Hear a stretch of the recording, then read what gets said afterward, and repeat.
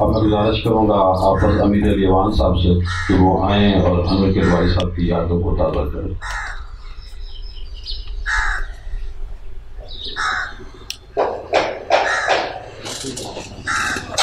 اعوذ باللہ من الشیطان الرجیم، بسم اللہ الرحمن الرحیم۔ پہلی تو بات یہ ہے کہ کتنے پڑھے لکھے لوگوں میں میرا کوئی بات کرنے کا کوئی جواز نہیں بنتا، لیکن میں چونکہ حضرت سید انور کڈواری رحمۃ اللہ تعالیٰ کو ایک صوفیہ کے روپ میں دیکھتا ہوں، سیدزادے تھے، اور جب بھی میں ان کو ملتا تھا اور روحانیت کے حوالے سے، اور میں ادھر حامد میر صاحب تشریف فرمائے ہیں، ان کے والد محترم حضرت پروفیسر وارث میر صاحب بھی روحانی آدمی تھے، بہت گہرا تعلق تھا صوفیہ سے ان کا۔ لوگوں کو تو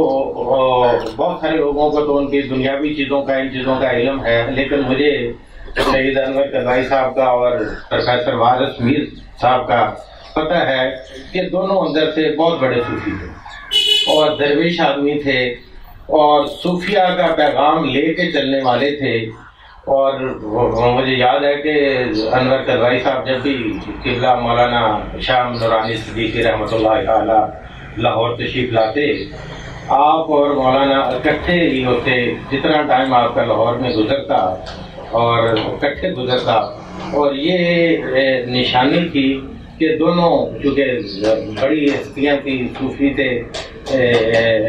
درویش آدمی تھے۔ اور اسی طرح جب میں نے وارث میر صاحب کے بارے میں پڑھا، سنا، اور جب ان کے ساتھ دادگان سے بات ہوتی تھی، وہ بھی بزرگوں کے ماننے والے تھے، اور صوفیہ کے ساتھ ان کا ایسا تعلق تھا شاید ہمارا بھی نہ ہو۔ اور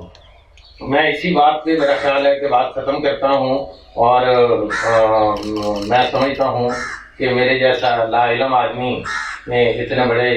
صاحب علم آدمی میں بولنا بھی ایک شاید ہی میرے لیے اعزاز کی بات ہے۔ بہت شکریہ۔